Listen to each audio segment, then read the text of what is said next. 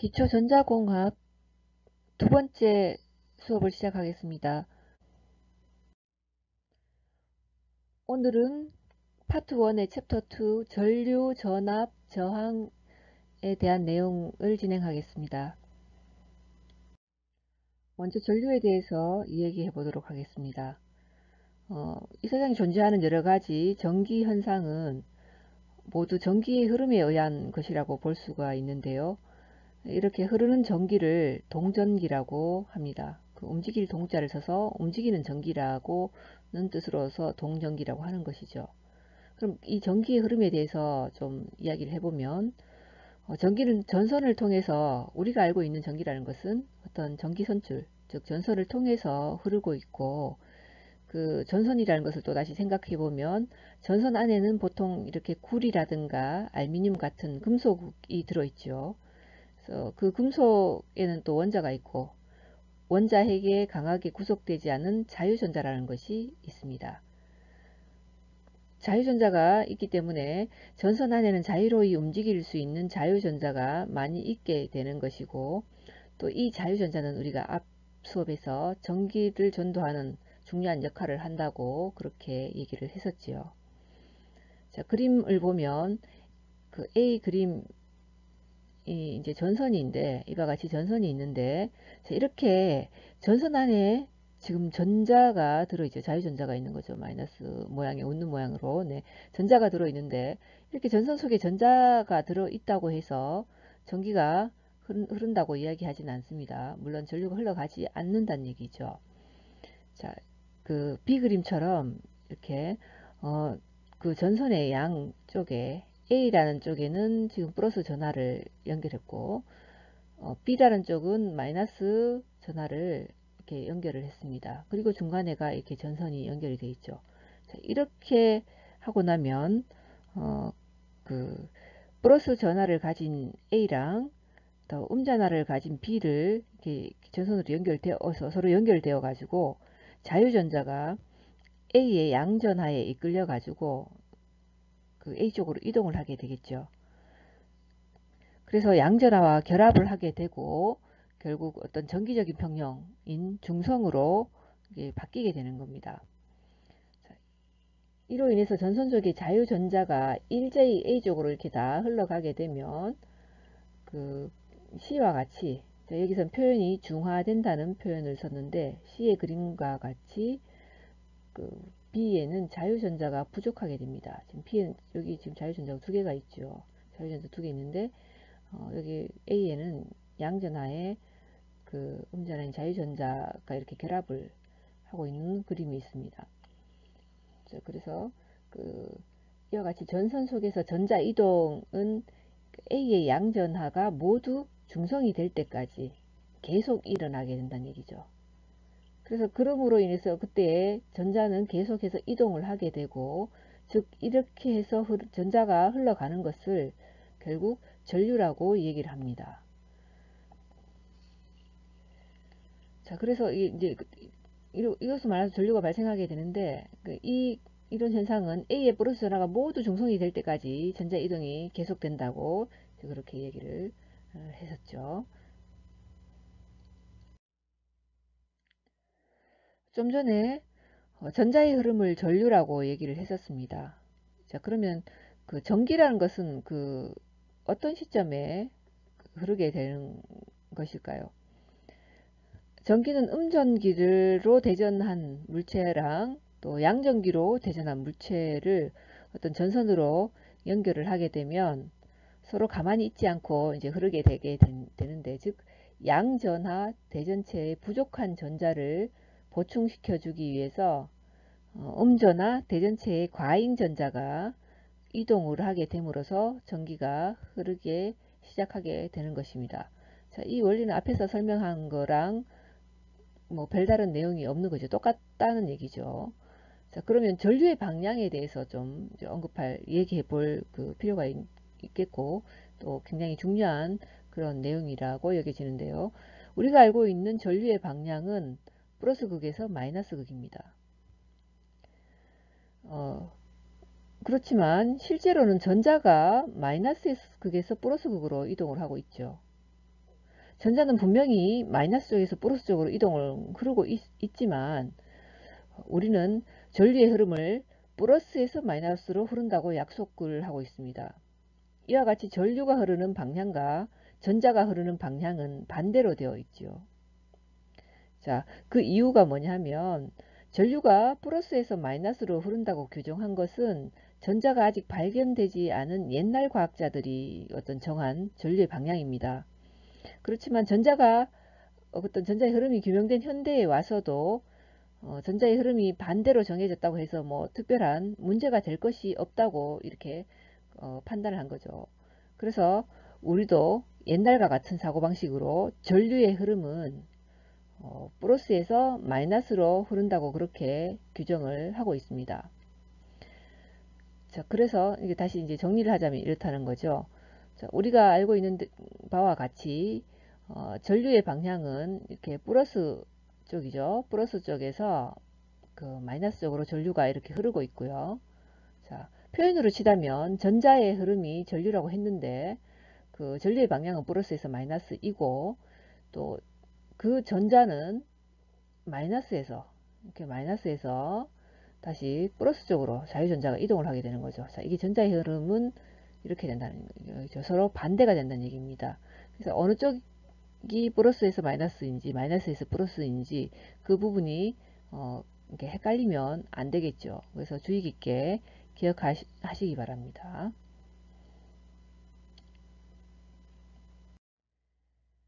자, 전류의 단위에 대해서 보면 자, 전류의 크기를 어떻게 측정하는가? 전류의 크기는 도선의 단면을 통과하는 전하의 양으로 이렇게 나타낼 수 있습니다. 그 단위를 암페어라고 부르고 그 암페어에 A라는 앞 알파벳을 가져와서 기호 A로 그렇게 명칭을 붙입니다. 그리고 읽기를 암페어로 읽지요. 1암페어의 의미를 살펴보면 도선의 임의의 단면적을 1쿨롱의 전하가 통과할 때의 값이라고 합니다. 자, 그러면 1쿨롱이라고 할 때 이 또 1쿨롱이 나왔는데 쿨롱은 무엇을 말하는 것입니까? 쿨롱은 전하의 단위가 되겠죠. 일반적으로 물체가 전기를 띌 때 전하가 있다고 하지요. 마치 물체에 전기라는 어떤 물질이 실려 있다고 생각하기 때문인데 전하는 전기의 양과 같은 뜻을 갖고 있고 그것을 측정하는 단위를 쿨롱으로 사용을 합니다. 또 전류의 값이 작을 때는 암페어뿐 아니라 이렇게 미리암페어라는 것과 또 마이크로 암페어라는 그런 기호를 사용하게 되는데 이 값의 차이는 암페어는 우리가 1암페어, 뭐 10암페어 이렇게 쓰지만 이 미리라는 것이 붙으면 10의 마이너스 3승이라는 것이 곱해지겠죠. 그래서 1 곱하기 10의 마이너스 3승이 10의 마이너스 3승 암페어가 1mA가 되는 겁니다. 자, 그 다음에 1 마이크로 암페어는 이 1암페어랑 이렇게 똑같아진다는 얘기죠. 그 1암페어랑 같아지기 위해서 그러니까 암페어로 표기법으로 바꾸자면 이렇게 된다는 얘기입니다. 마이크로 암페어를 암페어 표기법으로 바꾸게 되면 1 곱하기 10의 마이너스 6승입니다. 마이너스 6승 암페어가 될 겁니다. 자, 이렇게 한 게 더 복잡하다고 생각하면 다르게 표현하면 미리암페어는 이렇게 되겠죠. 0.001이 될 거라는 얘기죠. 001 암페어가 될 거고 그 다음에 자, 이 마이크로 암페어는 어떻게 된다? 0.0이 몇 개라 하나요? 4개, 5개, 그 다음번에 1 이렇게 암페어가 되죠. 0이 앞에 5개가 있고 그 다음에 1이 있어요. 6번째 자리에 1이 있는 게 마이크로죠. 그래서 10의 마이너스 6승이라는 개념은 이런 뜻이 되겠죠. 그래서 그 서로 변형해서 말을 하자면 1암페어는 1000mA가 될 것이고 또 1mA는 1000 마이크로 암페어가 될 겁니다. 단위의 변환이 이렇게 바뀌어질 거란 얘기죠. 그래서 참고로 그 단위의 표현을 좀 알아야 할 텐데, 앞으로 전자 쪽, 전기 쪽이나 전자 쪽을 하게 될 때 이런 단위들을 보게 될 겁니다. 이 단위의 표현 중에서 조금 기억을 하고 있어야 되는데, 많이 나올 것들은 좀 외우고 있어야 하겠고, 승수가 10에 18승을 엑사라고 해서 기호를 E라고 표시를 합니다. 자, 엑사라고 쓰고, 그 다음에 10에 15승을 페타라고 쓰고, 기호는 P라고 쓰죠. 앞자를 가져왔죠. 페타라고 합니다. 그 다음에 10에 12승을 테라라고 합니다. 자, 이거 많이 들어봤었죠. 어떨 때 테라라고 하나요? 약자를 T라고 하고 테라라고 하는데, 이 테라라는 것은 우리가 하드디스크의 용량을 따질 때 1테라, 2테라 또는 뭐 이동식 그 하드디스크라고 해야 되나요? 자, 그런 것들도 뭐 테라 단위로 지금 나오고 있죠. 자, 그게 바로 10의 12승만큼의 데이터가 저장이 될 수 있다는 얘기입니다. 자, 요즘 이렇게 테라로 쓰는데 과거에는 기가라는 100기가, 200기가 이렇게 표시를 했었죠. 그때가 훨씬 더 용량이 작다는 얘기입니다. 10의 9승이고 기가라고 하고 G라고 표시를 하죠.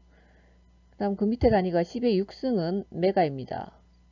M을 가져와서 메가라고 읽고, 그 다음에 10의 3승은 킬로이죠. K가 되겠고, 그 다음에 10의 2승이랑 뭐 잘 나오진 않지만 알아두자면 헥토라고 하고, 10의 2승은 H라는 기호로 쓸 수 있겠고, 10은 데카라고 해서 DA라고 이렇게 표기를 하게 됩니다. 자, 여기에서 가장 많이 나오게 되는 요 부분, 요 사이 거는 키로에서 테라까지는 반드시 알고 있어야 될 내용들이고, 아마 여러분들이 그 수시로 어떤 그 계산을 하게 될 때에 변환을 할 수 있어야 될 것입니다.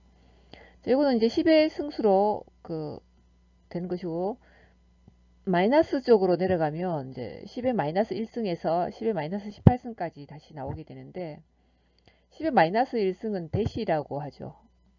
D로 쓰고 대시라고 읽는데, 그 다음에 10의 마이너스 2승은 센티라고 합니다. 이건 센티미터랑은 또 다른 거죠. C라고 표시하고 센티 이렇게 한다는. 자, 역시 지금부터 또 많이 쓸 10의 마이너스 3승, 좀 전에 했던 밀리라는 게 나오죠. 10의 마이너스 6승은 마이크로라고 해서 표시 기호도 반드시 알아야 됩니다. 10의 9승은 나노이죠. 나노는 N이라고 표시합니다. 10의 12승은 피코고 P라고 하게 되겠죠. 자, 밑에 10의 마이너스 15승은 펜토라고 하고 F라고 하고요.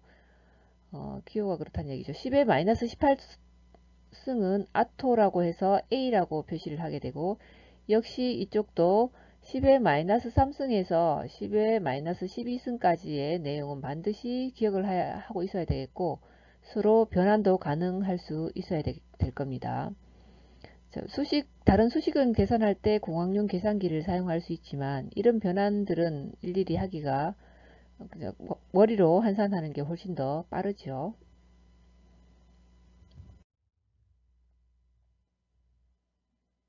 자, 이제 전압에 대해서 살펴보도록 하겠습니다.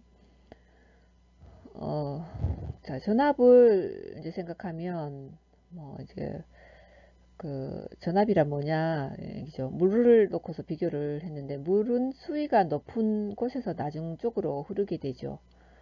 자, 이때 물의 세기는 어떤 수압에 의해서 결정이 되게 됩니다. 그래서 이제 A의 그림에 나오는 것처럼 물의 흐름이 이렇게 있으면 수압 차이가 있어야지만 높은 데서 이렇게 낮은 쪽으로 이렇게 흘러간다는 얘기죠. 수압이 높은 데서 낮은 쪽으로 이렇게 흐를 거라는 얘기고, 역시 전압도 마찬가지로 전하량과 차이가 있어야 된다는 얘기죠. 전선을 통해서 양전하 A가 마이너스 전하 B를 향해서 전류가 흐르는 것은 A에서 B를 향해 어떠한 크기의 정기적 압력이 가해져서, 그러니까 결국 그 차이라는 것이 전압이라는 얘기죠. 여기다 플러스 전압을 가하니까 전류가 흐르게 된다는 얘기죠. 전류의 방향이 이렇게 흐를 건데 실제로 전자는 반대로 이렇게 가게 되겠죠. 자, 그래서 위가 높은 쪽에서 낮은 쪽으로 흐르는데 수압이라는 그 개념을 보면 수압이 높아서 내려오면 이렇게 그 물이 튀어오르는 양이 더 물줄기의 세기가 훨씬 더 세서 이렇게 더 높이 올라갈 겁니다. 어떤 유리병에서 이렇게 나오는 뭔가가 있다고 했을 때 만약에 수압이 낮아서 이렇게 낮게 있다면 얘가 나오는 것도 이렇게 낮게 튀어오를 수 있다는 얘기죠. 그래서 이제 이 높이가 이제 얘는 이제 이만큼의 차이가 있을 수 있다라는 얘기죠. 자, 이것을 이제 우리가 이제 전류가 흐른다고 얘기했을 때 전류가 더 세게 흐를 것이냐에 대해서 전압을 더 크게 걸 것이냐의 어떤 표현으로 지금 여기서 표현을 하고 있습니다. 그래서 전압의 크기를 표시하는 단위는 볼트가 되겠고 우리가 V라고 표기를 하지요. 역시 그 볼트도 뭐 1kV 하면 1000V가 될 거고 1V는 또 1000mV라고 표시할 수 있습니다. 앞에 우리가 단위 환산에 대해서 했기 때문에 킬로볼트는 또 그러니까 킬로볼트는 kV라고 쓸 것이고 볼트는 볼트이고 또 밀리볼트는 V라고 해서 밀리볼트라는 표현을 사용을 하겠죠. 기전력에 대해서 살펴보겠습니다. 전류를 계속해서 어딘가에 흐르게 하려면 전압을 만들어야 합니다. 그래서 그 전압을 만들어내는 힘을 기전력이라고 합니다. 기전력이라고 하고 이 기전력을 발생시키는 것이 바로 전원이죠. 전원. 전원 우리 E라는 표시로서 기전력을 표시를 하는데 역시 전원의 그 단위 기호는 볼테지가 되겠죠. 볼트가 될 겁니다. 만약에 수압이 없다면 물이 이렇게 흐르지 않을 겁니다. 양쪽에 평평하게 돼서. 그렇지만 수압을 바꿔서 이 수압은 이쪽이랑 이제 차이가 나면 아까도 설명했듯이 이렇게 물이 흘러가겠죠. 그리고 만약에 똑같은 거를 그렇게 흘러가게 만들려면 사실 펌프로 물을 퍼올려서 이렇게 떨어뜨리는 거죠. 떨어뜨려서 야지만 이게 수압이 차이가 나도록 고의적으로 한다는 얘기죠. 그렇게 해서 흐르게 한다는 얘기입니다.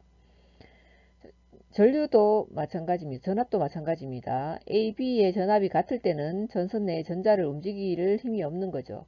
그렇지만 여기서 봤듯이 발전기를 통해서 기전력을 부과하면 이렇게 전류가 흘러간다는 그런 의미로서 지금 그림을 표현해 두었네요. 저항에 관한 내용인데 전류가 흐를 때 이를 방해하는 성질을 전기저항이라고 합니다. 저항의 크기는 옴이라고 읽게 되는데 옴이라고 우리가 하고 기호는 이렇게 오메가로 표시합니다. 자유전자가 도선을 흐를 때 조밀하게 배열된 원자들과 빈번하게 충돌하게 됨으로써 전자들의 이동에 방해를 받으면 이게 이제 방해받는다는 것 자체가 저항이라는 얘기죠. 저항의 원인이 된다는 얘기입니다. 그러면서 보면 이렇게 그 어떤 구슬을 위해서 이 옆에 뭐 박힌 나사 같은 것이 없다면 바로 쫙 내려올 거란 얘기죠. 이렇게 뭐 막힘없이 뭐 어떤 방향에서 쫙 내려올 텐데 이렇게 박혀 있으니까 얘들이 구슬이 내려오다 이렇게 부딪히고 저렇게 부딪히고 부딪혀서 내려오는 속도가 결국은 늦어진다는 얘기죠. 여기서는 나사가 결국 저항의 역할을 하고 있는 것입니다. 역시 오른쪽에 보면 도선 속의 전자의 흐름이라는 게 나오는데 전지를 두고서 플러스에서 이렇게 전류를 흘려서 부하가 있죠. 이렇게 부하로서 전구가 있는데 불을 켜도록 만들고 난 다음에 이렇게 흘러가겠죠. 흘러가는 이 도선 안에는 원자들이 있을 것이고 전자들이 흘러가는데 이 전자들이 원자에 부딪혀서 결국 그러니까 이 원자들이 어떤 저항의 원인으로 작용을 하고 있다는 뜻이 되겠습니다. 다음은 저항의 단위에 대해서 살펴보겠습니다. 우리가 알고 있는 뭐 파이프에 물이 흐른다고 생각했을 때 그 일정한 수압을 가하게 되면 파이프가 짧거나 굵기에 따라서 어떤 그 흐름이 다르게 될 겁니다. 파이프가 짧으면 그 훨씬 더 빨리 흐르게 되겠죠. 또 파이프의 내면이 매끄러우면 물의 흐름도 훨씬 더 쉽겠죠. 그렇지만 파이프가 가늘고 길면 내면이 거칠면 또 물이 잘 흐르지 못할 겁니다. 이런 것들을 말하는 게 이제 어, 파이프의 저항이라고 보면 되는데 이것처럼 전류가 흐르는 전선에서도 전류의 흐름을 방해하는 그런 성질이 있죠. 그, 그 바로 이제 그 파이프 저항과 같이 어떤 전기전 저항이라고 하게 되는데 전기 저항이 되겠죠. 그래서 전기의 저항은 보통 그 옴이라고 앞에서 언급을 했었는데 어, 저항은 전류의 흐름을 방해하기 때문에 전선에 저항이 크면 어떻게 되겠습니까? 전류가 잘 흐르지 않겠죠. 그래서 부하에 흐르는 전류가 감소하게 되고 따라서 전선의 저항이 작을수록 전류가 잘 흐르니까 저항 작은 전선이 낫다는 얘기입니다. 그래서 단위를 잠깐 살펴보면 이렇게 돼 있죠. 1메가옴이라고 합니다. 옴으로 하게 되는데 1메가라는 것은 그 동그라미가 6개 있다는 얘기입니다. 1에 동그라미가 뒤에 6개 붙어 있어서 10의 6승 옴이라는 얘기죠. 그럼 읽으면 1, 10, 100, 1000, 만, 10만, 100만, 100만 옴이라는 얘기죠. 100만 옴이 1메가옴입니다. 아까 앞에서 봤듯이 10의 6승이 되는 거죠. 메가라고 읽는다고 한 건 6승이 될 겁니다.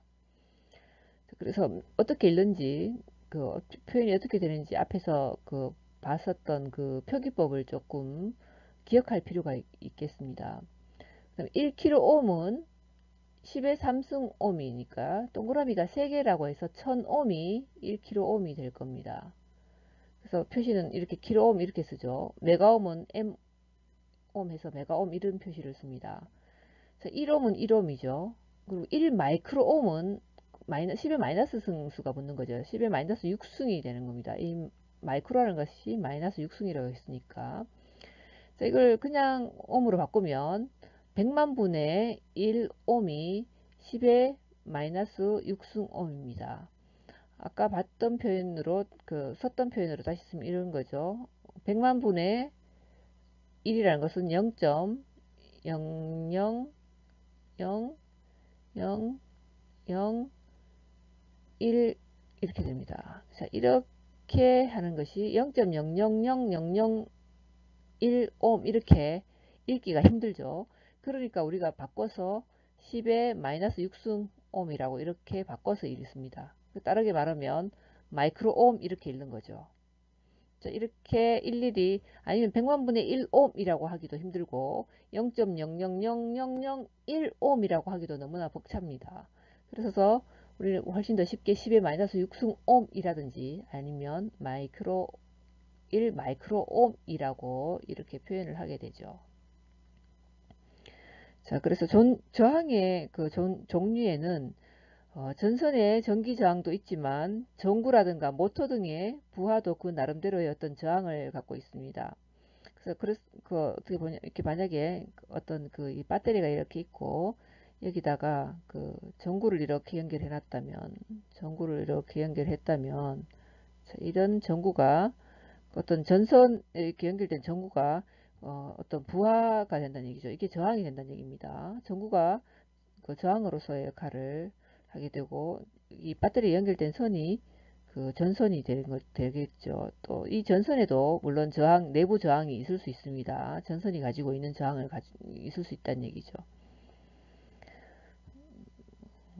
그래서 어떤 전선의 저항이라든가 부하의 저항이 크면 그 충분한 전기를 공급하기가 힘들어지게 되죠.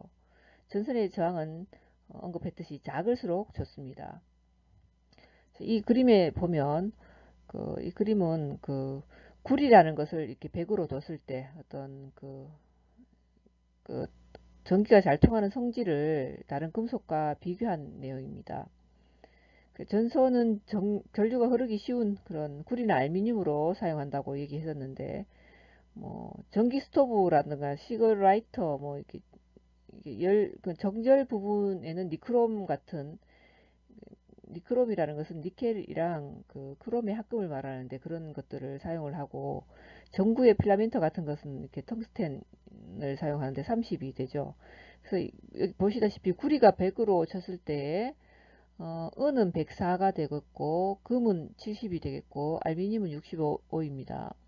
아연은 28, 철은 17, 납은 9, 니크롬은 1.7이라고 이렇게 아주 작게 표시가 되어 있죠. 자, 니크롬이 니켈과 크롬의 합금이라고 했는데 이렇게 텅스턴이라고 하는 것은 이제 요즘은 지금 LED를 많이 쓰니까 잘 쓰지 않지만 백열 전구의 그 어떤 안에 있는 그 얇은 선, 불을 오게 하는 그 선이 되겠죠. 이런 텅스텐을 사용하고 있습니다. 자, 보시다시피 이렇게 저항이 떻게 잘 통하는가, 전류가 잘 통할수록 저항이 적겠죠. 그래서 물이 저항이 가장 여기서 적게 되면 104니까 저항이 가장 물이고, 그 다음에 구리, 금, 알루미늄, 물이 아니라 은이죠. 은이 금보다도 더 저항이 적어서 전류가 흐르기 쉽고, 그 다음에 밑에 니크롬이라든가 이런 납이라든가 철 같은 게 저항이 큽니다. 그래서 전류가 흐르기가 어렵다는 얘기죠. 그런 순서를 이렇게 표시를 해 놓은 그래프가 되겠습니다. 자, 그래서 저항은 단면적과 길이에 따라서 달라지게 되는데, 즉 도선의 길이랑 굵기에 따라서 저항이 어떤 커지느냐 작아지느냐를 이제 말할 수 있다는 얘기죠. 도선의 길이와 저항의 관계는 비례관계다는 얘기. 그 말은 길이가 어떤 전선의 길이가 짧을수록 저항이 작고 전류가 쉽게 흐른다는 얘기입니다. 그 다음에 도선의 굵기와 저항의 관계는 반비례 관계라는 얘기죠. 도선의 굵기라는 것을 이제 바꿔 말하면 단면적이 될 건데, 단면적이 굵을수록 저항이 작고 전류가 잘 흐른다는 얘기죠. 그래서 여기가 이제 나오는 비례 관계죠. 니크롬선과 전기 저항, 이 비례 관계 이렇게 되는 것이 도선의 길이랑 이제 저항의 관계가 될 거고, 이 곡선은 반비례 곡선입니다. 반비례 곡선은 단면적과 이제 저항의 관계를 표시한 것이 될 겁니다. 그래서 저항은 그 길이에 비례하고 단면적에는 반비례한다라고 말할 수가 있겠습니다. 물질의 종류와 전기 저항을 살펴보면 원자의 배열이 금속의 종류가 달라지면 원자의 배열 상태가 달라짐으로 전자들이 충돌하는 형태도 달라지게 됩니다. 저항이 작은 물질은 이렇게 원자의 배열이 틀리죠. 이렇게 직선으로 이렇게 되어 있으니까 이 부분을 거치지 않을 때는 바로 이렇게 날아가게 되겠죠. 그런데 저항이 큰 물질은 지그재그처럼 이렇게 놓여져 있습니다. 이렇게 놓여져 있을 때는 전자가 지나갈 때 부딪히는 데가 많아지겠죠. 그래서 원자의 배열 상태에 따라서 어떻게 전자들이 충돌하는 형태도 달라지게 되는데, 그것을 재료마다 금속 어떤 재료마다 이렇게 저항률로서 표시를 하면 은은 1.62, 구리는 1.69, 금은 2.4, 항동은 5.7, 텅스턴은 5.48, 크롬은 100에서 110, 이렇게 표현을 할 수 있습니다. 자, 근데 여기에 보면 이제 저항률이라는 게 나오고 있죠. 저항률 마이크로옴 센티미터라고 나오는데, 이 저항률의 단위가 이렇게 되는 거지만, 이 저항이라는 것 자체가 저항률 곱하기 단면적분의 길이가 되는데, 이때의 저항률이란 얘기죠. 이때 말하는 저항률이라는 것은 이렇게 어떤 면적이 이렇게 놓여지는 게 있고, 여기 1cm, 또 여기도 1cm, 자, 밑으로 이렇게 해서 놓여지는, 이쪽도 1cm 라고 봤을 때 그 변이 1cm인 입방체에 어떤 화살표 모양으로 이렇게 전류가 흐를 때 저항을 기준으로, 이때의 저항을 저항률이라고 하는데, 그 단위를 이렇게 표현하는 겁니다. 마이크로옴 센티미터라고 표현하는 겁니다. 그러면 이 은이라는 물질도 역시 입방체 1cm 각각 흐르는 저항률이 1.6이라는 얘기가 되겠죠. 여기서 저항률이 높은 것은 보면 크롬이 되겠죠. 저항률이 낮은 것이 은이 될 거다니, 은이 금보다도 더 저항률이 낮게 나오고 있네요.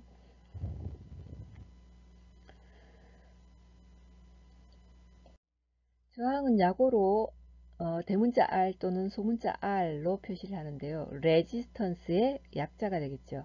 그 앞자를 갖고 와서 R이라고 표현을 하게 됩니다.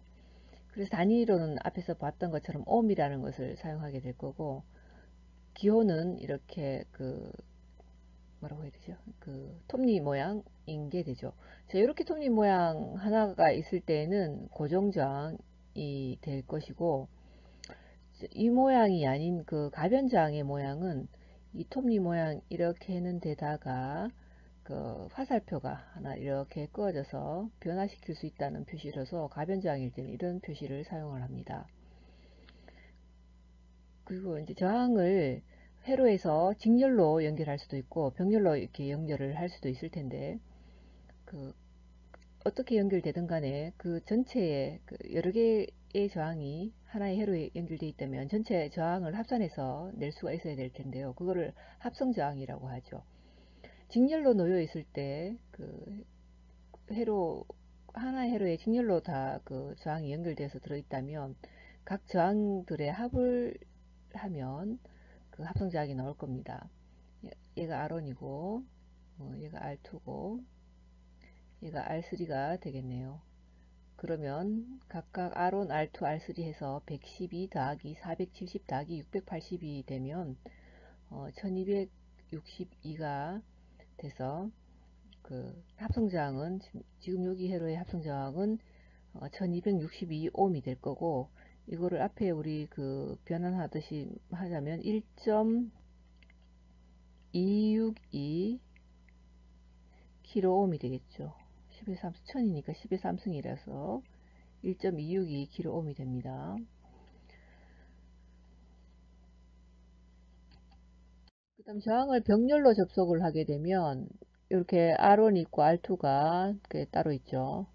따로 있는데 병렬 접속의 저항일 경우에는 R분의 1은 R1분의 1 더하기 R2분의 1 해서 이때 R을 다시 앞에 가지고 오면 R1분의 1 더하기 R2분의 1분의 1을 해야 되겠죠. 얘를 이제 우리가 알고자 하는 것이 전체 저항이기 때문에. 자, 또 다시 식을 바꾸면 얘는 어떻게 됩니까? 통분을 해서 R1, R2분의 R1 더하기 R2분의 1이 될 것이고, 자, 이건 위치가 바뀔 테니까 R1 더하기 R2분의 R1, R2가 되겠죠. 이렇게 병렬일 때 저항을 구할 때는 두 개일 때 이렇게 구하게 됩니다. 그래서 R1이 50ohm이 아니라 5ohm이고 R2가 10ohm일 때 합성 저항을 구하려 하면 이 식에다가 바로 대입하면 되겠죠. 10 더하기 5분의 10 곱하기 5가 돼서 답은 3분의 10ohm이 될 것입니다.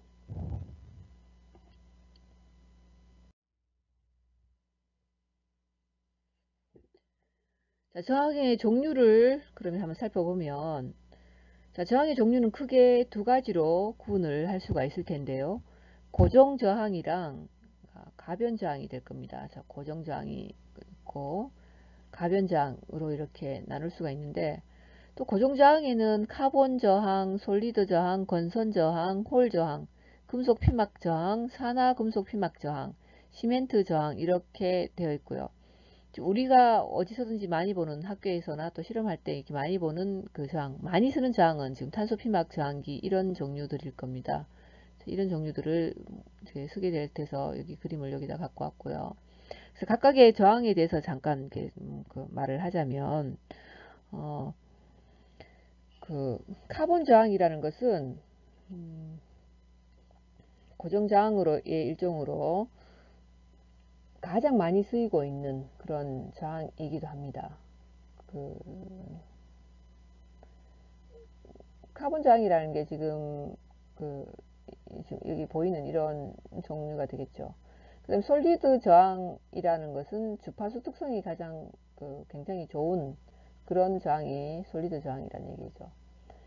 건선 저항이라고 나오는데, 건선 저항이라는 것은 안정되고 신뢰성이 높은 저항입니다. 홀 저항이라는 것은 큰 전류를 흐르게 할 수 있어서 큰 전류를 흐르게 할 때는 홀 저항이라는 것을 사용을 하게 되고, 금속 피막 저항이라는 것도 있는데 정도가 높고 온도 특성이 좋습니다. 온도의 영향을 받는 그러한 어떤 회로를 구성할 때는 금속 피막 저항을 사용하게 되는 것이죠. 그 다음에 산화 금속 피막 저항이라는 게 있는데 내열성이 뛰어나다는 얘기죠. 열의 그 지장을 덜 받는 그런 어떤 회로 구성을 위해서 산화 금속 피막 저항을 쓸 수가 있겠습니다. 시멘트 저항은 전류의 영향이 크다고 했죠. 자, 여기는 시멘트 저항은 전류랑 상관이 있고, 그 다음에 솔리드 저항은 주파수랑의 어떤 특성이죠. 주파수랑 상관이 있고, 역시 홀 저항이랑 시멘트 저항이 이제 지금 전류랑 상관이 있는 거죠. 홀 저항은 큰 전류를 흐르게 한다고 했으니까 똑같은 시멘트 저항과 같이 전류의 그 대형 전류, 대용량 전류를 쓸 수 있는 그런 저항이 될 것입니다. 온도 특성이 좋은 곳은 금속 피막이나 산화 금속 피막 저항이 되겠죠. 자, 그러면 가변 저항에 대해서 보면 위에처럼 나오는 것들은 저항값이 이미 정해져서 고정 저항은 나온다는 얘기죠. 근데 가변 저항이라는 것은 저항값을 변화하게 할 수 있는 그런 저항이 되겠습니다. 가변 저항 볼륨이라는 것과 또 반고정 저항이라는 것이 있는데, 우리가 많이 쓰는 어디 뭐 회로를 구성하든가 쓸 때 이렇게 다리가 이렇게 세 개 놓여져 있는 반고정 저항을 쓰기도 합니다. 때로는 이렇게 돌려가지고 저항을 그렇게 바꿀 수 있는 것을 쓰기도 하는데, 자, 가변 저항 볼륨과 반고정 저항의 차이는 뭐냐 하면, 가변 저항 볼륨이라는 것은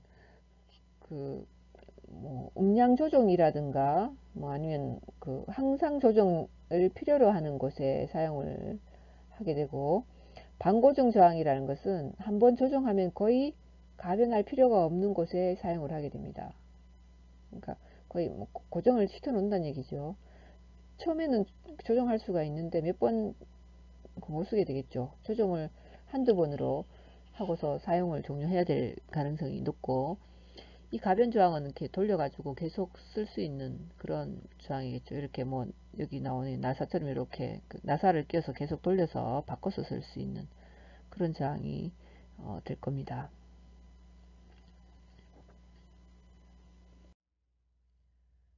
이제 저항을 읽는 법에 대해서 조금 해야 될 텐데, 자, 이거 하기 전에 몇 가지 제가 얘기를 하겠습니다. 자, 여러분들이 아마 쉬고 싶을 때 어떻게 하시는지 잘 알고 계시죠? 수업을 듣다가 조금 쉬고 싶으면 멈춰놓고, 이렇게 멈춰놓고 난 다음에 화장실도 좀 다녀오시고, 어, 그리고 또 기지개도 펴보시고, 또 팔 다리로 뼈쳤다가 뭐 제자리를 옮겨 보시기도 하고, 뭐 잠깐 중요한 급한 일이 있으면 한 10분이나 20분은 그 일을 처리를 하시고 다시 수업을 진행하시면 되겠습니다. 지금쯤 말씀드리기 좀 저항을 읽기 전에쯤에는 조금 앞에서 쉬지 않으셨더라도 잠시 쉬었다가 다시 보시면 좋을 것 같습니다. 그리고 수업이 계속 연결되어 있으니까 여러분들이 적절하게 중간에 쉬고 싶은 부분에서 좀 쉬었다가 그렇게 시작하셔도 되겠지요.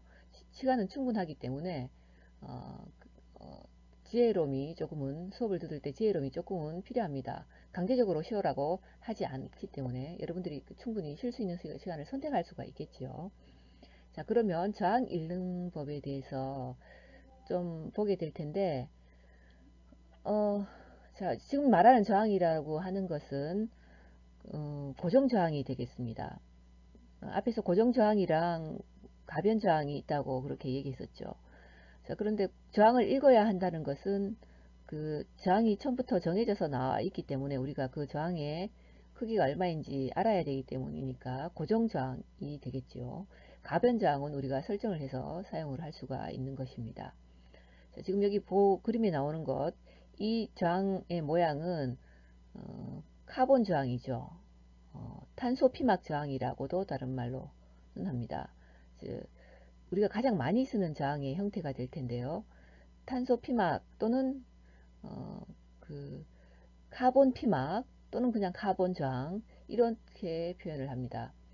자, 그럼 이 저항의 모양을 보면 이렇게 탄소로 이렇게 이렇게 만들어져 있고 색띠가 이렇게 주어져 있죠. 이 색띠가 보통은 4개 정도가 있을 텐데 각각의 색띠에 보면 이제 색티가 숫자를 대신한다는 얘기입니다. 그래서 그 색으로서 그 숫자를 표기를 해서 저항의 크기가 얼마인지를 식인을 할 수가 있어야 되겠죠. 그리고 저항은 보통 이렇게 색티가 끝에서부터 칼라의 폭이 좁은 쪽부터 읽어 나가야 되는 거죠. 이쪽이 앞쪽이란 얘기입니다. 그리고 이쪽 부분, 뒷부분이 이렇게 많이 남아있는 부분이 뒤쪽이란 얘기죠. 뒤집어서 읽으면 안 되겠죠. 저항의 양쪽 끝에는 이렇게 철심이 나와 있습니다. 이 철심을 통해서 뭐 그 어떤 그 회로를 다른 쪽에 연결을 하겠죠. 이렇게 양쪽에 그 연결해서 전원을 연결한다든가 뭐 아니면 뭐 전구가 있든지 다른 어떤 것들을 연결할 수 있도록 되어 있습니다. 자, 그러면 이 색띠는 보통은 4개가 될 텐데, 첫 번째 색띠, 제1색띠라고 하고, 그 다음에 두 번째 색띠는 제2색띠가 될 거고, 세 번째가 제3색띠, 네 번째가 제4색띠 해서 이게 4가지가 지금 있습니다. 그러면 첫 번째 수, 두 번째 수, 세 번째 수, 이렇게 네 번째 수가 나올 텐데, 어, 이 4개 중에 두 가지가 그냥 숫자로서 갖고 오고, 세 번째 거는 그 뭐 어떤 그 뭐라고 해야죠? 곱하는 수라고 해죠. 0의 개수를 표시하는 거게 되겠습니다. 앞에 두 수에다가 0을 세 번째 수만큼의 0을 더 붙이는 거죠. 그럼 자릿수가 더 높아진다는 얘기입니다. 그리고 이제 네 번째 나오는 그 색띠는 저항값의 오차를 표시합니다. 아무래도 만들어져 있겠지만 이게 100오hm 하면 정확하게 100ohm이 나오는 게 아니고 어느 정도 오차가 있을 수 있다라는 것 또는 보관을 함으로 인해서 살짝 틀려질 때도 뭐 물론 있겠지만 제조 시부터 이 오차가 어느 정도 있다라는 것을 표시를 해주는 겁니다. 자, 그러면 그 각각의 색이 몇 가지 색이 있고 그 색이 숫자가 무엇을 뜻하는지에 대해서 이제 저항 칼라에 의한 저항 환산표라고 밑에 나와 있죠. 자, 이거는 여러분들이 조금 외우셔야 되고 이미 아시고 계시거나 외우고 있는 사람들도 많겠지만 이 색깔에 대한 숫자를 대입을 하지 못하면 저항값을 전혀 읽지를 못합니다. 실험을 하거나 뭐 다른 일을 할 때 저항을 어, 읽지 못한다면 저항의 수치를 보지 못한다면 그 문제가 되겠지요. 첫 번째 색깔이 이제 검정색, 흑색이 될 거고 숫자로는 0을 가리킨다는 얘기죠. 이 첫 번째 자, 이 앞에 나오는 그 저항 환산표상에서 첫째 수, 둘째 수가 나오는데 이 첫째 수, 둘째 수라는 것은 이렇게 나오는 색띠 1번, 2번 색띠를 가리키는 겁니다. 그 다음에 셋째 수라고 나오는 이것은 곱하는 수가 되니까 그거에 대한 제3띠에 대한 제3색띠에 대한 설명이 될 거죠. 그 다음 오체 표시라고 하는 것이 제4색띠에 대한 표시를 여기다 해두고 있는 겁니다. 그래서 첫째 수, 둘째 수는 동일하게 뭐 0이 앞에 0이면 둘째도 0이고 이렇게 숫자가 0부터 9까지 10가지로 되어 있죠. 그러면 읽을 수 있는 숫자도 뭐 10개로 색깔도 10개로 이제 나눠서 보게 될 텐데 검정색은 0이고 흑색은 0, 밤색 다른 말로 갈색이라고 하기도 하죠. 갈색은 1이고 빨강색, 적색 2번, 주황색은 동색이라는 표현으로 쓰기 때문에 그 동색이라는 단어도 조금 알아 놓아야지 다르게 표현했을 때 그 주황색이라는 걸 알 수 있겠죠. 3이 되겠습니다. 그다음 노란색은 황색이고 다섯 번째 색깔이면서 숫자는 4가 되겠습니다. 초록색은 녹색이죠. 여섯 번째 색깔이고 숫자는 5가 됩니다. 0부터 출발했기 때문에 한 칸씩 적게 나온다는 얘기죠. 파란색은 일곱 번째 색깔이지만 숫자는 역시 6이 되겠습니다. 보라색은 자색은 7이라는 숫자이고 회색은 8, 흰색은 9가 되겠습니다. 색깔별로 이 숫자를 조금 외워야 되는데 뭐 저 같으면 옛날에 흑갈, 적동, 항록, 청자, 회백 이렇게 순서로 외워가지고 0, 1, 2, 3, 4, 5, 6, 7, 8, 9 하고서 자 이렇게 대입시켜서 외웠던 기억이 있습니다. 자 여러분들의 방법으로 떤 방법이든지 그렇게 숫자를 숫자와 색상을 봤을 때 바로 이게 답을 알 수가 있어야 되겠지요. 두 번째 숫자도 역시 첫 번째이랑 똑같게 숫자가 동일합니다. 그래서 이 두 개의 숫자는 나란히 숫자가 나오면 그냥 앞에다 써놓는 거죠. 써놓으면 그 뒤에 0을 더 덧붙이면 이제 수치가 나오게 되는 겁니다. 그래서 세 번째 색띠에 대한 얘기를 하게 되면 세 번째 색띠는 이 두 개의 앞에서 나온 그 숫자에다가 0을 몇 개 붙일 거냐라는 것을 말하는 게 되겠죠. 다른 말로 하면 곱하는 수가 뭐냐라는 얘기입니다. 그래서 곱하는 수가 그 세 번째 색깔이 흑색이면 1을 곱한다라는 얘기죠. 0의 개수는 0개 없다는 얘기입니다. 0이죠. 갈색이 나오면 10을 곱하게 되니까 0의 개수가 하나죠. 자, 그러면 이 1이랑 뭔가 일치하는 바가 있죠. 0이 하나다라는 얘기, 0이 하나다.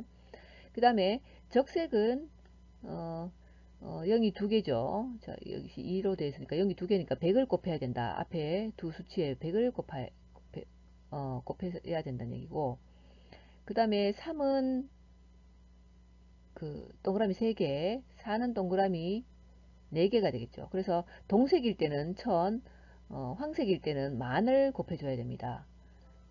그러면 초록색이면은 5개의 동그라미 붙이겠죠. 10의 5승을 곱해줘야 된다는 얘기입니다. 청색일 때는 동그라미 6개를 곱해주니까 10의 6승을 곱해줘야 된다는 얘기죠. 6개를 더해줘야 되니까. 보라색일 때는 10의 7승이 되겠죠. 곱하기 10의 7승이고, 회색일 경우에는 곱하기 10의 8승이, 흰색일 때는 곱하기 10의 9승이 되겠습니다. 10의 9승이니까 이게 점점 그 수치의 어떤 단위가 높아진다는 얘기입니다. 앞에 두 숫자가 나오면 만약에 1색띠가 검정이고 2색띠도 검정이면 0이 될 테니까 앞에 거를 두 개 다 밤색이라고 칩시다. 그러면 1이니까 11이 되겠죠. 11에다가 뒤에 나오는 동그라미 개수를, 색깔에 대한 동그라미 개수를 붙여서 읽어 나가게 됩니다. 자, 마지막 색띠인 오차 표시는 앞에 거는 없는데 뒤에 것만 나오죠. 뒤에 금은무라는 색이 있죠. 그래서 금은무는 금색에 띄면은 플러스 마이너스 5%의 오차가 있을 거고, 은색일 때는 10%의 오차, 무색일 때는 플러스 마이너스 20%의 오차를 갖게 된다라는 뜻입니다. 자, 그런데 여기 빠뜨린 게 있네요. 그죠? 세 번째 그 색띠에서 곱하는 수 중에서 금색과 은색이 있을 수가 있습니다. 자, 금색일 때는 0.1을 곱하기 해야 되고, 은색일 때는 0.001을 곱해야 됩니다. 자, 이렇다는 말은 그 0의 숫자가 아니라 그 10분의 1을, 그 금색일 때는 10분의 1을 곱해주고, 은색일 때는 100분의 1을 곱해주란 얘기죠. 이제 그런 얘기가 됩니다. 0.1이고 0.001이니까 앞에 나온 두 수에다가 이거를 곱해서 값을 읽어야 됩니다. 그럼 여기서 이제 예를 한번 보면 첫 번째 색띠가 주황색이고 두 번째 색띠가 주황색, 세 번째가 적색이고 네 번째가 금색일 때, 이럴 때 저항을 어떻게 저항의 크기는 어떻게 될 거냐라는 얘기죠. 그럼 주황색에 관한 그 숫자가 얼마입니까? 흑갈 적동해서 0, 1, 2, 3 해서 3이 되겠죠. 두 개 다 주황색이 될 거니까 33입니다. 33에 세 번째 색깔이 적색이기 때문에 적색은 100을 곱해야 되죠. 그래서 100을 여기다 곱해주면 33 곱하기 100 하면 3300옴이 됩니다. 자, 이걸 다시 그 줄여서 많이 축약해서 우리는 쓰게 되는데, 그러면 동그라미 3개가 날아가니까 3.3kΩ이 되겠고요. 네 번째 색깔이 금색이니까 오차는 플러스 마이너스 5%가 됩니다. 다음에 2번 보면 이제 색깔이 갈색, 흑색, 금색, 금색입니다. 자, 갈색일 때는 그 두 번째 색깔이죠. 두 번째 색깔은 어, 어, 이제 1이라는 숫자가 될 텐데, 자, 그래서 갈색의 1이고 두 번째 색깔이 흑색이니까 흑이라는 것은 0이라는 얘기죠. 그래서 10하면 10이 되겠죠. 10이 되겠고 세 번째가 그 자릿수가 될 텐데 0.1을 금색이 뭐 앞에 보통 다른 색이 나오는데 금색, 은색은 잘 안 나오지만 이렇게 0.1이 됩니다. 금색이 나오면. 그래서 10 곱하기 0.1을 하게 되면 그냥 1이 되겠죠. 그래서 1옴이 될 거고, 저항 오차는 금색, 네 번째 색기가 금색이니까 플러스 마이너스 5%가 됩니다. 항상 저항값을 앞에다가 쓰고 오차값은 뒤에 표시를 해야 되겠죠. 때로는 오차값을 생략하고 표기하기도 합니다. 3번에 보면 노란색 나오고, 노란색은 4가 되겠죠. 숫자로. 노란색 4가 될 것이고, 보라라는 것은 두 번째 색이 보라색은 7이 됩니다. 그래서 47이 되겠고, 세 번째 색띠가 노란색이라서 노란색은 이렇게 만을 곱해줘야 되겠죠. 10의 4승을 곱해줘야 됩니다. 그러면 47만이 되겠네요. 47만 오hm 이렇게 읽기 조금 불편하죠. 그래서 동그라미 3개를 삭제시키면 이 3개가 킬로로 바뀌죠. 그러면 470kΩ이 될 겁니다. 470kΩ에서 오차는 플러스 마이너스 5%가 되겠죠. 금색이기 때문에. 자, 이렇게 저항을 읽습니다. 저항 읽기에 익숙해져야 할 텐데 저항을 어, 자, 여러분들이 잘 읽을 수 있도록 조금 연습이 필요하겠죠. 빨리 읽을 수 있도록. 다음에 예를 한 가지를 더 보도록 하겠습니다. 자, 지금 보이는 건 아까랑 틀리게 뭐 빨강 노랑 이렇게 글자가 써져 있지 않고 이렇게 띠를 보여주고 있죠. 띠에서 다시 한번 체크를 하면 첫 번째도 숫자 대입, 두 번째도 숫자, 세 번째는 0의 개수라고 했습니다. 네 번째는 저항값의 오차를 표시한다고 했죠. 자, 그럼 두 번째 그림으로 한번 확인을 해 봅시다. 주황색이니까 주황색은 3. 역시 두 번째도 주황색이니까 3이죠. 빨강색은 어떻게, 이 빨강색은 0의 개수가 두 개라는 얘기니까 100을 곱해줘야 하니까 3300이 됩니다. 앞에서 했던 봤던 거죠. 그래서 이 세 개가 없어지면 점이 오죠. 그래서 3.3kΩ이 될 겁니다. 그리고 세 번째, 밑 마지막 그림에 보면 앞에는 노란색이고 두 번째는 보라색이고 세 번째 노란색입니다. 앞에 노란색은 여기서 봐서 어떻게 4가 되죠. 그럼 보라색은 뭡니까? 보라색은 7입니다. 그럼 47이 될 거고 앞에가 47에다가 노란 게 왔네요. 세 번째 색띠. 그럼 0이 몇 개란 얘기죠? 노란 거는 0이 4개란 얘기죠. 그래서 47에다 0을 4개를 붙였죠. 역시 47만 옴이 됩니다. 47만 옴 읽기가 불편하니까 동그라미 3개를 삭제하면 470kΩ이 되죠. 킬로로 바뀌게 되죠. 자, 여기 뭐 금색이니까 플러스 마이너스 5%의 오차가 있겠지요. 다시 한 번 더 체크를 해봅시다. 지금 나오는 저항은 실제 저항의 사진입니다. 이게 나오는 첫 번째 갈색이 되겠고, 두 번째는 흑색이 되겠고, 세 번째는 적색이죠. 네 번째는 금색인데, 자, 그럼 첫 번째 거는 우리가 이제 띠가 없으니까 좀 외웠는지 모르겠는데, 멈춰놓고 외워도 괜찮고, 모르는 사람들은 조금 외워서 출발하면 되겠죠.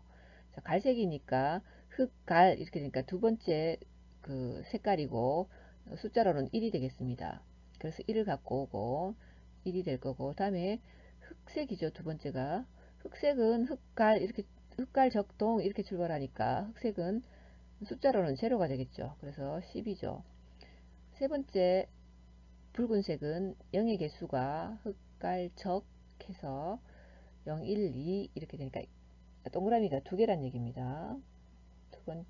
두 개 들어가고 그럼 이렇게 1000옴이 되겠죠. 나온 거는 1000옴이 될 텐데 뒤에 마지막 오차가 있습니다. 1000옴의 오차는 뭐가 되죠? 플러스 마이너스 5%라는 얘기죠. 5%.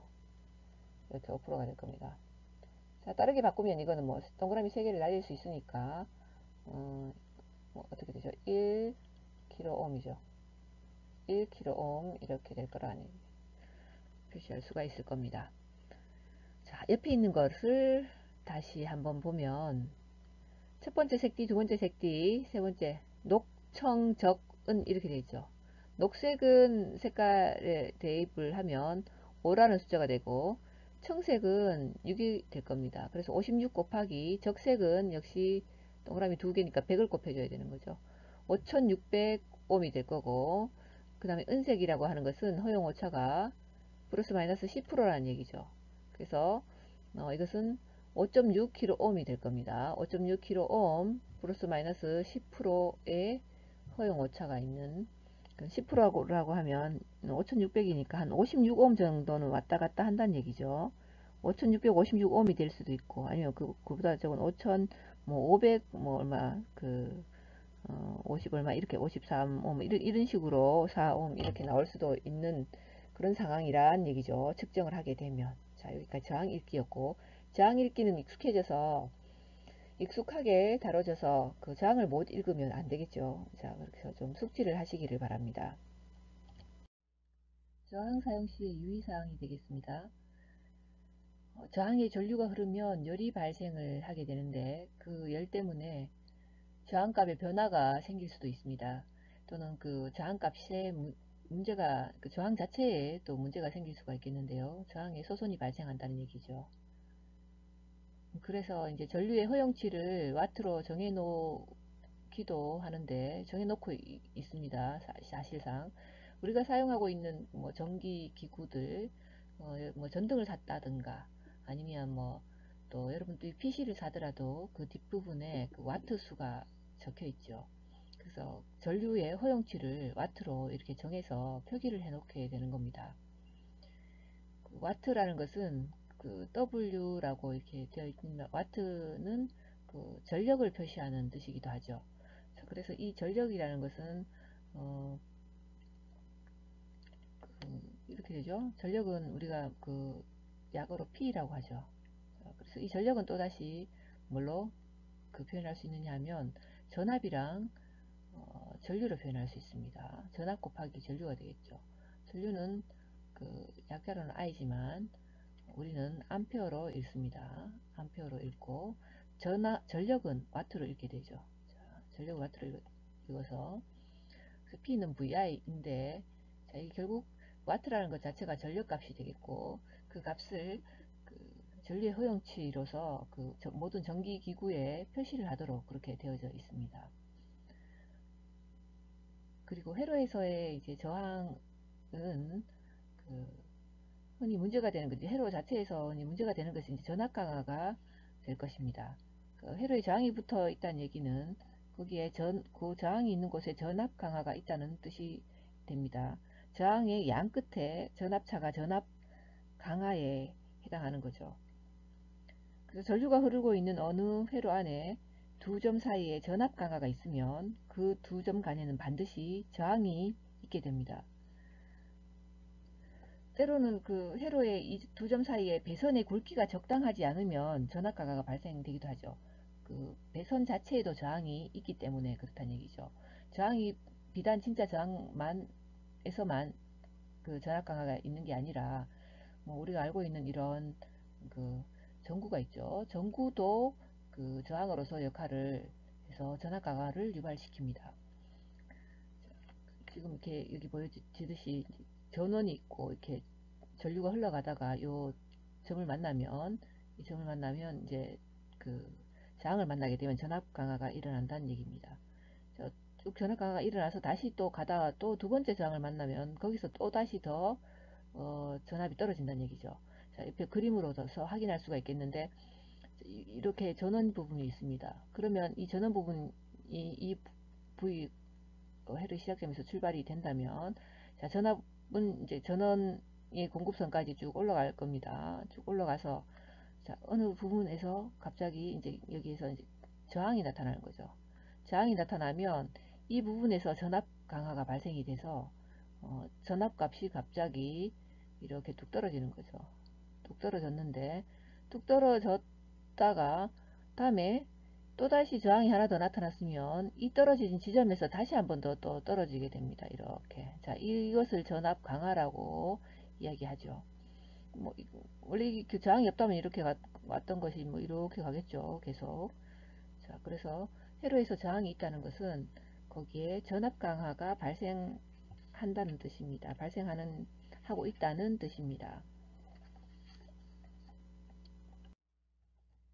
도체와 절연체가 되겠는데 지난 시간에 했던 얘기가 되겠죠. 전류가 잘 흐르는 물질이 도체이고 전류가 흐르기 어려운 것이 절연체라고 합니다. 절연체는 뭐 종이라든가 나무라든가 공기 이런 것들은 자유전자가 없어서 전자가 흐르지 않으니까 전기가 잘 통하지 않더라 뭐 이런 얘기였고, 덫에는 금속 같은 것들이 들어서 이동이 용이한 자유전자가 들어있어서 전류가 잘 통한다는 얘기죠. 자, 그런데 금속 내부에는 그 도체 내부에는 전자가 이동 시에 금속을 구성하고 있는 원자들이 있죠. 원자들이 있어서 그 원자에 전자가 끌리거나 아니면 반발이 되거나 또는 뭐 이동에 방해를 받게 되는 그 현상들이 있다는 얘기죠. 자, 이런 것들이 바로 전기 저항을 발생시키는 원인이 되겠습니다. 그래서 금속마다 어떤 그 앞에서 저항률이라는 것이 틀리다고 이야기를 했었죠. 그래서 더 잘 전기가 통하는 금속이 있고, 그 어떤 원자의 구조에 따라서 그 전기가 더 잘 통하지 않는 그런 물질들이, 또 그런 금속들도 구분이 된다고 얘기를 했었습니다. 오늘의 마지막 부분이 되겠는데, 자, 이것들은 그 전기장치의 기호가 되겠습니다. 여러분들이 뭐 앞으로 회로를 계속 쭉 볼 때마다 봐야 될 그런 기호들이 될 것이고, 어, 앞에서 봤던 뭐 저항 같은 것들이 이렇게 있죠. 자, 이런 저항은 이런 표시를 쓰는데, 또 가변 저항은 다른 표시를 쓰죠. 위에서 보였던 이 저항은 고정 저항을 말하는 것이고, 저기 밑에 있는 가변 저항이라고 있죠. 가변 저항은 저항에다가 화살표를 하나 이렇게 그어 놓은 겁니다. 자, 이런 표시가 있는데, 이건 우리가 조정할 수 있다는 얘기죠. 저항을 회로해서. 전지의 모양은 이미 이제 플러스 마이너스 이렇게 방향의 모양 배터리죠. 이렇게 알 것이고, 그다음에 회로에서 스위치 모양은 이렇게 여다지가 있는 그런 것들입니다. 콘덴서죠. 그 전지랑은 좀 다르죠. 전지는 플러스 마이너스 때문에 길이가 다르게 되어 있지만, 이렇게 콘덴서는 이렇게 되어 있습니다. 콘덴서는 그 플러스 마이너스가 플러스 마이너스가 있는 것도 있기 때문에 그런 구분이 조금은 필요합니다만. 자, 그리고 밑에 나오는 코일이 있습니다. 코일은 이렇게 꼬불꼬불한 모양이 될 텐데, 어, 그, 뭐, 콘덴서를 우리가 약자로 쓰게 되면은 이렇게 C가 될 것이고, 코일은 L이 되겠죠. L로서 표시를 합니다. 자, 그리고 그 접지를 하는 모양을 표시할 때는 이렇게 두 가지 모양을 많이 주로 쓰게 되죠. 어스라고 이야기하는데, 자, 그 회로 그림에서 이런 모양을 보게 될 겁니다. 어스의 모양은 이렇게 두 가지로 표시할 수가 있습니다. 도선은 전선이라고도 하고, 뭐 어떤 선으로 그냥 표시하기만 하면 되죠. 도선의 교사점은 이렇게 직교를 이렇게 끄어 놓은 거죠. 접속이 안 되었다는 뜻입니다. 만약에 접속이 되었다는 표시를 하고 싶다면 이렇게 중간에 점 표시를 해서 연결되어 있다라는 그 표시를 해 주어야 합니다. 이거는 교차해서 그냥 지나가는 거죠. 나는 밑에서는 밑으로, 그 위에 나오는 도선의 교차라는 것은 밑에서는 이렇게 밑으로 지나가고 있고, 그 다음에 위에서는 이렇게 위에서 이렇게 내려오고 있는 겁니다. 이게 서로 붙어 있지 않고 다른 데로 이렇게 교차해서 그냥 지나간다는 얘기입니다. 그럼 뜻은 이렇게 되는 거죠. 이렇게 실제로는 이런 뜻이죠. 이렇게 가서 이렇게 연결되지 않고 이렇게 지나간다는 이런 뜻이 될 겁니다. 그 밑에 나오는 접속이라는 부분이 이렇게 항상 연결이 되어 있다면 이렇게 점 표시를 해 주어야 하지만 접속되었다는 것으로 이제 알 수가 있습니다. 그리고 단자를 표시할 때는 땡겨 가지고 둥근 모양 이렇게 여기가 단자가 있다라는 표시를 해주는 거죠. 그 다음에 변압기의 모양은 또 회로에서 변압기를 표시할 때는 모양이 이렇게 되어 있죠. 변압기는 주로 이제 그 교류에서 교류 회로에서 많이 등장을 하게 되고, 변압기가 등장을 하게 되면 그 시력값을 계산하도록 해서 이렇게 적용하도록 그렇게 많이 뜨지요. 그 다음에 전구에 대해서 보겠습니다. 전구는 뭐 우리가 그 전구의 모양이 우리가 알고 있는 전구를 표시할 때 이런 식으로 하든지 안에 꼽을 무슨 지그재그로 표시를 하든지 할 텐데, 전구의 모양을 다르게 안에 꼽표가 이렇게 되어 있도록 표시되어 있을 수도 있습니다. 이게 뭔가 하고서 의아해할 것 없이 이게 있으면은 전구라고 알면 될 것 같고요. 퓨즈는 이렇게 물결 모양이 연결되어 있죠. 자, 이 퓨즈 모양이고, 자, 발전기나 모터나 전류계, 전압계 같은 경우는 그 영문의 약자를 이 동그라미 안에다 표시를 했는데 발전기는 G이라고 표시가 되어 있고 모터는 M이라고 안에 표시되어 있죠. 모터를 어디다가 연결한다고 할 때 이렇게 M이라고 해서 기울어서 모터를 연결합니다. 그다음에 전류계는 전류를 측정하기 할 때 쓰는 그 암페어미터를 말하는 거기 때문에 그 약자로 A를 가져다가 전류계 표시를 하고 볼트미터이죠. 전압계는 V가 되겠습니다. 그리고 우리가 그 전원 중에서 교류 전원을 표시할 때는 이렇게 물결 모양을 하는데 변압기 같은 걸 쓸 때를 말하는 거죠.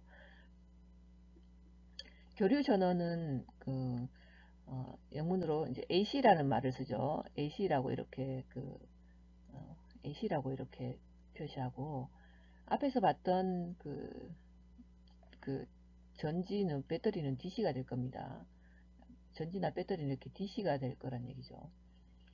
교류 전원은 우리 가정에서 들어오는 그런 전원들이 다 쓰고 있는 전기가 다 교류 전원이죠. 60Hz의 교류 전원을 들어가고 있어서 파형을 재면 그 사인, 코사인, 사인파가 이렇게 나오죠. 그래서 역시 변압기처럼 어떤 시료값에 대한 계산이 필요한 부분이 될 겁니다.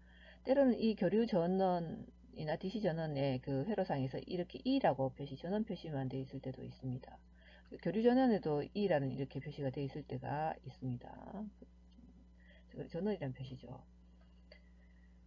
다이오드는 아시다시피 다이오드는 이렇게 삼각형이 채워진 부분이죠. 다이오드의 모양은 사실 여러 가지가 나오는데 여기는 대표적인 한 가지 모양. 그렇지만 거의 비슷하죠. 뭐 포토 다이오드 같은 경우는 화살표를 이렇게 뭐 표시한다든가 그런 것들이 있는데 일반적인 다이오드 모양은 이렇게 될 겁니다. 자, 그리고 회로에서 그 회로를 이렇게 밑에 구성한 모양이 있는데 배터리가 이렇게 있다는 얘기죠. 배터리가 이렇게 있는데 플러스 쪽에서 뭘 연결했냐 하면 이렇게 전구를 연결하고 자 밑으로는 다시 이렇게 어스 시켰다는 얘기. 접지를 시키고 그다음 마이너스 쪽은 역시 접지를 시킨 이런 거죠. 몸체를 어스로 표시하는 경우가 많기 때문에 이렇게 마이너스 어스로 표시하죠. 그 다음에 전구의 한쪽 면도 이렇게 어스를 시켜서 회로를 구성했습니다. 이 모양을 등가 회로를 한다면 이런 모양이 나올 겁니다. 자, 플러스 쪽이 이렇게 긴 쪽이죠. 긴 쪽에서 이렇게 나간다는 얘기. 자, 그리고 우리가 지금 전기장치 기호를 몇 가지를 봤는데, 자, 이거보다 더 많은 것들이 사실 있기 때문에, 자, 그런 것들은 어디에서 확인할 수 있느냐 하면, 여러분들이 아마 지금쯤은 교재를 가지고 있을 텐데, 교재의 뒷부분을 가서 보면, 아마 이렇게 많이, 이거보다 더 많은 그런 전기장치가 나올 겁니다. 회로를 표시하거나 또는 회로를 표기해야 될 때는 아마 그런 것들을 참조해서 표시를 해야 되겠지요. 여러분 교재에 저항 인덕턴스 및 콘덴서라든가 단위 기호 및 명칭이 238페이지부터 등장을 하고 또 전자기호와 기능에 대해서는 250페이지부터 다시 나오고 있습니다. 그 부분을 참조하시기를 바랍니다. 자, 여기까지 우리 오늘의 내용이었는데요. 자, 다음 시간에는 아마 챕터 3 전기회로 부분을 진행하게 될 겁니다. 그리고 오늘 특별히 전달할 말은 지난 시간에 보니까 이제 퀴즈를 참여할 때 퀴즈를 접속이 안 돼서 좀 문제가 됐던 경우가 있어서 오늘 퀴즈 시간을 뒤로 좀 더 오늘부터는 뒤로 좀 더 늘려놓을 예정입니다. 우리 정상적인 수업 시간이 아마 9시부터 11시 한 50분 정도까지인데 그래서 그러니까 학교에서 수업을 하게 되면 그 정도 될 거. 물론 중간에 10분씩 2번 정도의 어떤 휴식 시간이 있을 겁니다만, 우리 퀴즈 시간은 끝나기 5분 전으로 제가 생각을 해서, 11시 45분부터 잡아두게 될 텐데, 그러면 실질적으로 50분까지 하면 5분이죠. 그 이후의 시간들은 여러분들이 접속이 안 되는 사람들이 접속할 수 있는 시간을 부여하기 위해서 더 길게 늘려놨습니다. 여러분 참고하셔서 그 접속에 문제가 그래도 접속에 문제가 있다면 그 느려진 시간 내에 저에게 연락을 하시기 바랍니다. 자, 그렇게 하고요. 그리고 여러분들이 이제 퀴즈를 참여하고 나면 퀴즈 종료 시간이라든가 시작 시간이 다 나오기 때문에 이제 얼마만큼의 시간을 들여서 풀었는지는 볼 수가 사실 있습니다. 여러분들도 아마 확인은 하실 수가 있을 것입니다. 참고하셔서 퀴즈가 누락되지 않고 다 할 수 있도록 하시길, 참여하실 수 있도록 하기를 바랍니다.